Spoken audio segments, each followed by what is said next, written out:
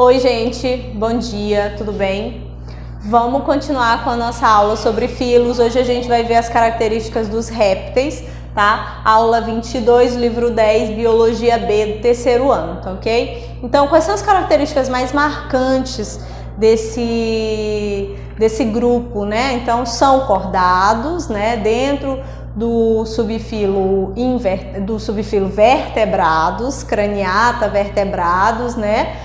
Tetrápoda, né? Porque possuem já as quatro patas e estão dentro dessa classe dos répteis. Quais são os pontos marcantes desse grupo? Primeiro porque foram os primeiros vertebrados a se libertar definitivamente da água, porque desenvolveram um ovo com casca, tá? Então, o desenvolvimento do ovo com casca, associados a outras características também morfológicas do grupo, né, dos animais, mas principalmente o ovo com casca, libertou esse grupo do ambiente aquático, certo? Porque eles tem uma fecundação, né? Uma fecundação externa, um desenvolvimento também externo ao corpo. Então, essa proteção rígida, né, conferida pelo ovo, e também a presença dos anexos embrionários de nutrição, de proteção, de trocas gasosas, de eliminação de excretas, de armazenamento de excretas, dentro desse ovo também conferiu essa libertação, vamos dizer assim, essa liberdade, essa independência desse ambiente aquático, tá? Além da casca, os anexos embrionários também, como eu já falei, como o saco vitelínico, a bolsa amniótica, o alantoide, permitiram que o embrião tivesse uma maior autonomia de desenvolvimento externo ao corpo da mãe. Outras características que também conferiram vantagem para esse grupo no ambiente externo é a pele seca, porém rica em queratina e recoberta por escamas, exemplo, as cobras e os lagartos, por placas córneas, como os jacarés e os crocodilos, e por plastrões, tá? Ou carapaças, como os testudines, né? As tartarugas, cágados e os jabutis. Tá ok? Então, são características bem marcantes do grupo, diagnósticas desse grupo também, tá? Então, vamos ver algumas características mais detalhadamente. Por exemplo, da fisiologia, né? Ou da morfofisiologia dos répteis. Em relação ao revestimento e à sustentação, a pele, por apresentar essa espessura maior, né? Essa proteção, é mesmo como se fosse uma casca grossa mesmo desses animais, porém com essa característica de ser queratinizada, confere uma proteção, né, contra a desidratação desses animais, né, por causa da presença também dessas células mucosas queratinizadas e a presença dessas escamas que evita principalmente a perda excessiva de água. A gente tem que pensar que sempre que um organismo, seja ele a planta ou o animal, né, seja qualquer um deles, sai do ambiente aquático e passa para o ambiente terrestre, a principal preocupação que tem que haver, ou o principal problema que tem que ser rompido, é o problema da desidratação. Tá? Então, no caso dos répteis, essa estrutura de tegumento garantiu uma maior proteção, principalmente em relação a essa perda excessiva de água e garantindo um sucesso nessa sobrevivência no ambiente terrestre, tá? Presença do esqueleto é um esqueleto de origem óssea com músculos fortes, né? Porém não tem a característica dos anfíbios, que é característica de ter uma locomoção mais de saltos, por exemplo, né? Que é uma característica marcante dos anfíbios, né? Então tem uma musculatura mais forte, tem um esqueleto mais além da organização mesmo, né, desse esqueleto, dos apêndices, né, do esqueleto axial axial e dos apendiculares, né? A digestão é através, né, eles já possuem um tubo digestivo completo, terminado numa cloaca. A maioria possui dentes bem desenvolvidos, por sinal, Presença das glândulas salivares, já muito semelhantes aos mamíferos, fígado, pâncreas, e a respiração é pulmonar, tá? Então aqui a gente vê uma anatomia de um réptil. Então, répteis, aves e mamíferos são os grupos ou as classes dentro desses vertebrados que já possuem esses sistemas fisiológicos já bem complexos e completos, tá? O coração já possui 4 cavidades, átrios e ventrículos, tá? Então, 2 átrios e 2 ventrículos completamente separados. Então, é um tipo de circulação dupla, fechada e completa, tá? A excreção nos crocodilianos, a exceção, aliás, nos crocodilianos, né, em que os ventrículos eles aparecem totalmente separados, mas o sangue venoso ainda, nesse caso, ainda se mistura com o sangue arterial.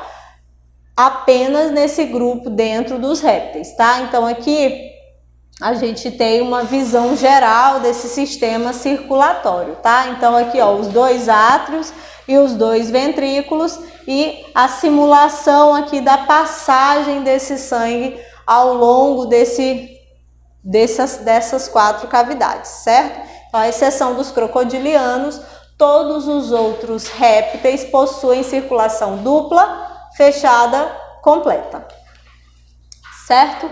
Então, em relação à excreção e coordenação, no caso da excreção é feita por rins, não são rins metanéfricos, mas, né, representando então uma boa economia de água para o organismo, já que eles vivem a grande maioria do tempo em ambientes terrestres, né? Então eles excretam ácido úrico, que confere essa maior economia de água, tá? Alguns lagartos, crocodilos, serpentes, há uma bexiga urinária, né? Aliás, é ausente essa bexiga urinária e o uréter se liga diretamente a essa cloaca, que é uma característica desse grupo. Sistema nervoso, geralmente, tem um cérebro bem desenvolvido, né? Mais desenvolvido do que os dos anfíbios, e 12 pares de nervos cranianos com terminações nervosas, que tem paladar e audição, né, bem desenvolvidos também. São dioicos, ou seja, sexos separados, com fecundação interna e desenvolvimento direto, tá? Porém, eles são ovíparos, ou seja, o desenvolvimento é externo ao corpo, né? Que é justamente essa característica citada anteriormente da produção, né, e desses ovos que garantiu essa conquista do ambiente terrestre. Então, nesse caso, os embriões eles vão se desenvolver totalmente dentro dessas estruturas. E esse ovo possui uma casca porosa que vai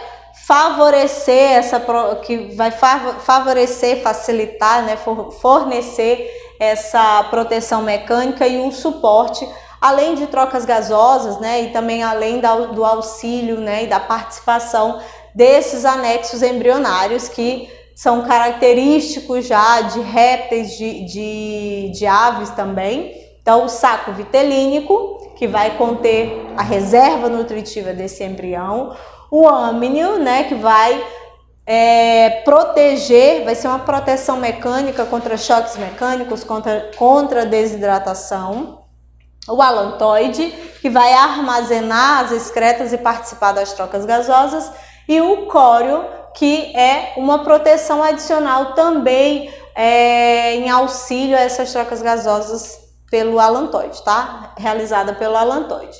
Quanto à classificação, nós temos os esfenodontia, ou esfenodonta, ou rincocéfalos, tá?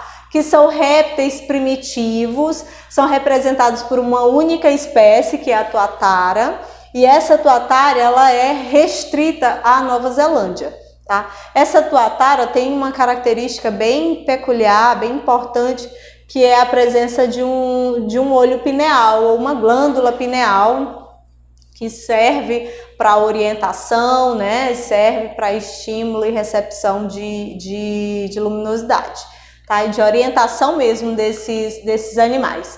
Então, Nós temos o segundo grupo dos esquamata, e aí esses esquamatas, eles na pele existem escamas, né? Por isso recebem essa denominação. Então essas escamas, elas são córneas e estão representados pelos Lacertilia, né? Pela ordem subordem Lacertilia, que são os lagartos.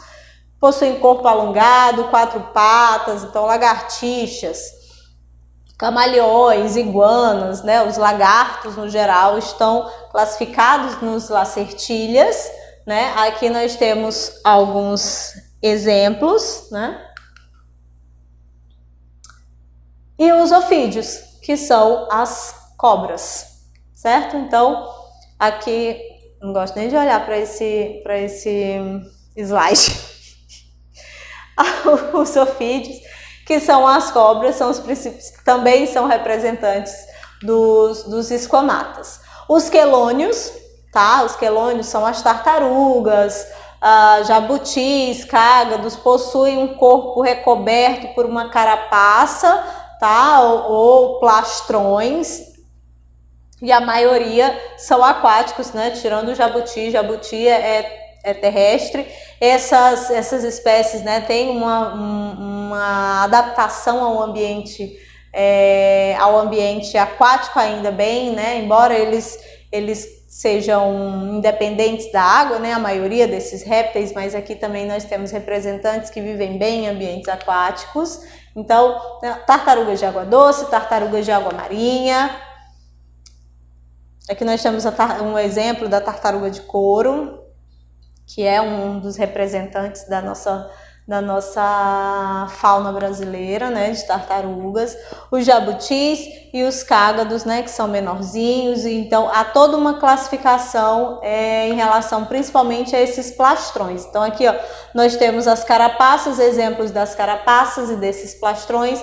Também são critérios de identificação de idade desses indivíduos, de identificação de espécies desses indivíduos pelas ornamentações e organizações dessas carapaças, tá? Então aqui nós temos um esqueleto, né, mostrando aqui o plastrão e o esqueleto dessa tartaruga, desse jabuti aqui no caso, tá? E nós temos os répteis crocodilianos, que são os crocodilos e os jacarés, possuem um corpo alongado, placas córneas, podem ser terrestres e aquáticos, vivem muito bem nesses dois ambientes. O exemplo do jacaré, dos crocodilos do Nilo e do crocodilo australiano, tá? Então são algumas das características principais desse grupo de répteis, ok? Próxima aula a gente vai conhecer um pouco das características das aves e depois dos mamíferos e concluímos o nosso conteúdo. Tchau, até a próxima aula.